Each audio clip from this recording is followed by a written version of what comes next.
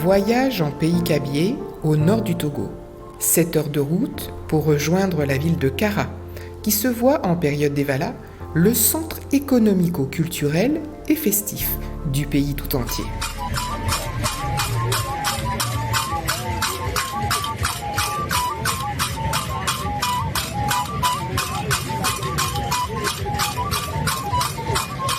Après 2 années d'interruption pour cause de pandémie, l'événement tant attendu offre à la région l'occasion de réaffirmer son identité sociale. Pour la circonstance, chants et danses portent l'ADN de chaque canton, consacrant le passage de l'adolescence à l'âge adulte chez les jeunes hommes kabyais. Ce rite initiatique séculaire célèbre chaque année force, agilité et endurance. Héritage légué par les ancêtres pour déterminer les plus valeureux défenseurs du clan contre les assaillants, les jeunes hommes sont longuement initiés à la pratique des viriles empoignades. Oui, c'est une initiation décidée par les parents. Ce n'est pas par le famille lui-même. Et d'ailleurs, on le prend par force. On le prend par force pour le faire les cérémonies qui deviennent évalo. Et ces cérémonies, notamment, on le fait des séparatistes là, et ensuite, c'est la première fois, on l'oblige à manger, je dis bien, on l'oblige à manger la viande du chien. Ordinairement, les jeunes, les enfants, les femmes, ne mangent pas le chien. Mais quand l'initie devient évalo, eh bien, on l'oblige, c'est les parents qui l'obligent. Mais quand on sait qu'il est mature, entre 18 et 20 ans, généralement autour de 20 ans, 18 et 20 ans, il est mature et c'est en ce moment-là que les parents décident, en accord avec ses oncles, pour lui faire cette initiation. Donc, si vous avez remarqué tout à l'heure, il y a quelqu'un qui présente les pancartes, il parle de première année, deuxième année, et il y aura tout à l'heure troisième année. Donc, les premières années, c'est ceux qui sont initiés cette année et qui luttent donc pour la première fois dans la classe des Evala. Donc, l'année prochaine, ils vont lutter encore. Là, ils luttent dans le cadre de deuxième année. Donc, vous voyez, ils luttent de clan par clan. Et la troisième année, donc, ils vont lutter encore et c'est la fin. Là, en ce moment, il a terminé ses luttes.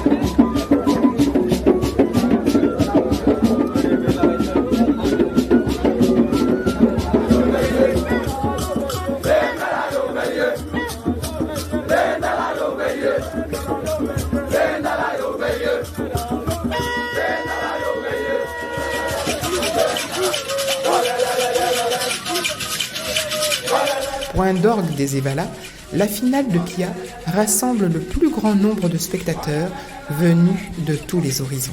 Après 2 ans de suspension due à Covid-19, cette année est exceptionnelle.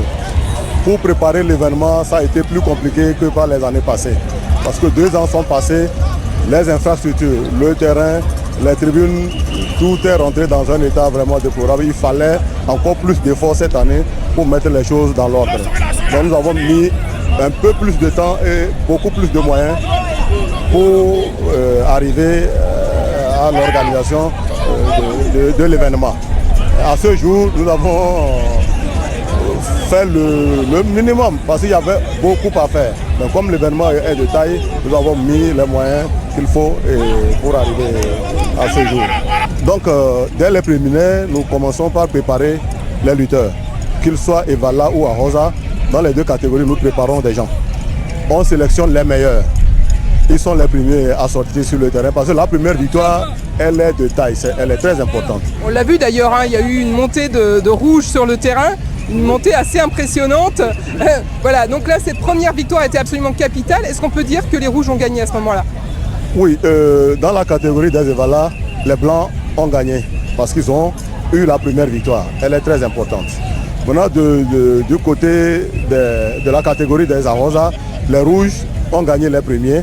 Et ils ont savouré la victoire. Vous avez vu comment ils ont manifesté leur joie sur le terrain. C'est pour montrer l'importance de la première victoire dans les luttes Evala.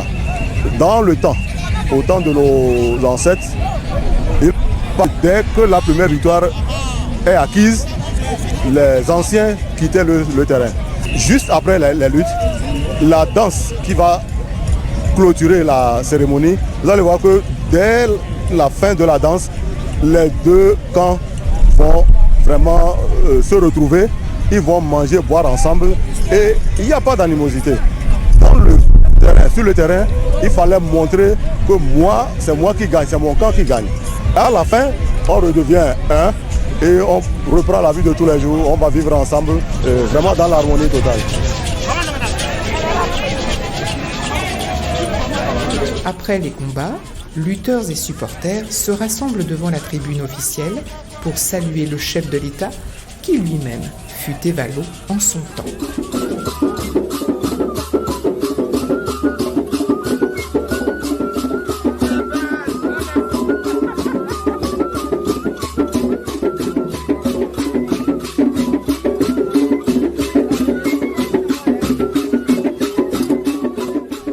Je quitte les arènes pour le palais des congrès de Kara, où se tient au même moment une exposition d'œuvres du collectif d'artistes plasticiens togolais. Le décor est suffisamment idéal pour y installer un plateau de télévision éphémère. Quand nous sommes venus avec notre matériel pour l'installation dans le hall du palais des congrès, les gens étaient sceptiques. Ce qui nous avait permis de venir était sceptiques. Mais au fur et à mesure que le projet montait et quand nous avons monté tous les panneaux et nous avons commencé à mettre les travaux dessus, il y a des gens qui ne savent humblement ce que c'est qu'une œuvre d'art, mais ils disent que nous avons transformé leur lieu. Et déjà, c'est la justesse personnelle que nous avons. Nous avons un projet qui s'intitule « Les Résilients ». Les Résilients, on pourrait penser à tout ce qui est Covid, qui est en train de passer, mais non, j'ai l'habitude de dire que les Résilients sont les artistes eux-mêmes. Les artistes sont des corps, sont des personnes qui, au gré du vent, subissent de difficultés, ils ont beaucoup de joie aussi, mais ils tiennent debout malgré les vicissitudes.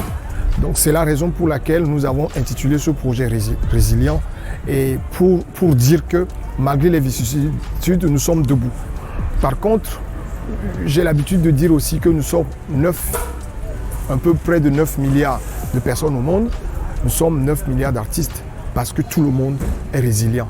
Et l'idée a permis à chacun d'aller revisiter ou explorer son univers personnel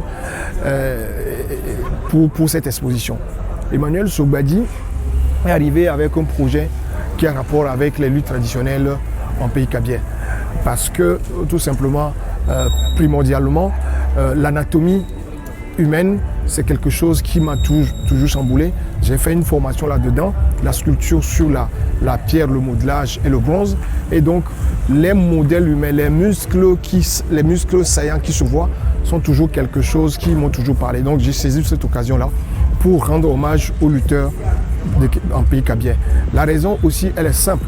Je parcours très vite le monde où, sur le plan traditionnel, il y a des luttes et tout, mais on retrouve dans beaucoup de contrées en Afrique des stars dans ces luttes traditionnelles.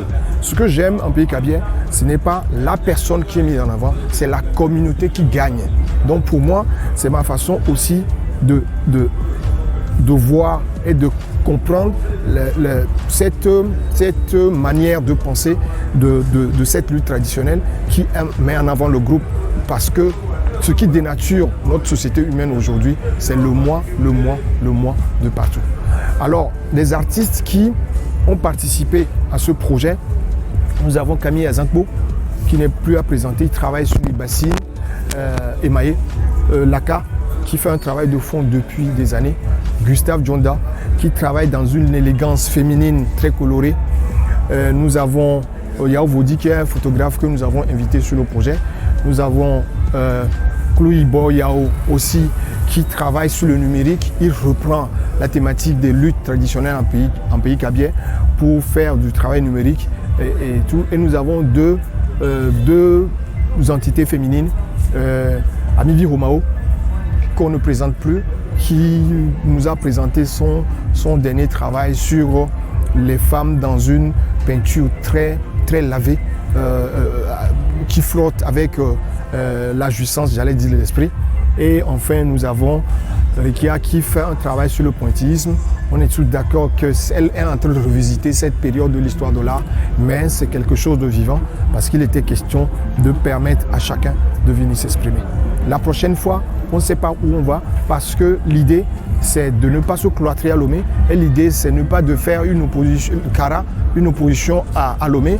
L'idée aussi, c'est de prendre toutes les initiatives culturelles dans le pays pour essayer de voir dans quelle mesure nous serons présents. Donc c'est l'idée de Lévi. Épilogue ou finale disputée dans les divers cantons de la région, la compétition de Super Evala récompense, au terme de cette période de liesse populaire, le champion des champions. Il y a deux coalitions. Déjà avant que les deux coalitions ne se croisent pour la finale, ils ont déjà dégagé le premier de chaque coalition. Donc, c'est les deux champions des deux coalitions là qui vont s'affronter et maintenant ils vont dégager le champion qui va représenter le canton. Voilà le principe. D'accord, c'est le mode de fonctionnement ici là, pour les Super Evala. Ici maintenant, on a déjà fait le tirage au sort. Donc, chacun connaît son adversaire. Donc, quand on va donner le temps, ils vont sortir. Et bon, ils auront 3 minutes, ils vont faire un combat de 3 minutes. Et après 3 minutes, s'il n'y a pas eu de victoire, là ils vont faire une pause d'1 minute. On les appelle encore pour le deuxième tour. Et on va dégager le champion. C'est ça. Maintenant, chez nous ici, il n'y a pas de combat nul. C'est ça notre principe. Et l'arbitre doit être très vigilant. Il observe bien pour voir est-ce que parmi les deux lutteurs qui sont dans l'arène, est-ce qu'il n'y a pas un lutteur passif? S'il y a un lutteur passif, c'est-à-dire un lutteur qui lutte à la défensive, qui n'attaque pas, à la fin du combat, on attribue le point au lutteur le plus combatif. C'est comme ça notre principe ici.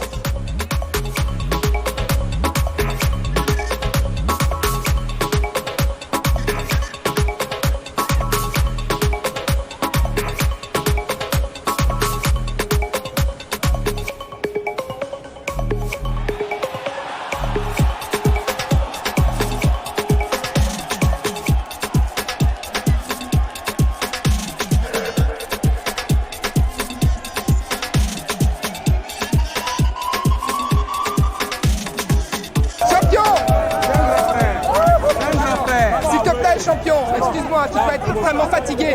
En direct pour New World, qu'est-ce que tu ressens? C'est quoi tes sensations là? Je sens la fatigue. Uniquement la fatigue? Oui. La joie, la fierté aussi? Et la joie aussi. Je sens la joie et la fatigue aussi. Qu'est-ce que tu peux dire à tous tes adversaires? Je les remercie tous sûrement. Merci beaucoup. Allez, on va le laisser se reposer, il est épuisé. Merci beaucoup, champion. Je ne sais pas comment lui remercier. Avec ses techniques fortes. Je ne sais pas. Technique, force et beaucoup de muscles. Hein. Vous avez vu qu'il est quand même très très costaud. Il a terrassé un autre colosse en tout début de Super Evala. On vous rend l'antenne et on vous dit à très bientôt sur New World TV. Merci beaucoup. Merci. Bye bye.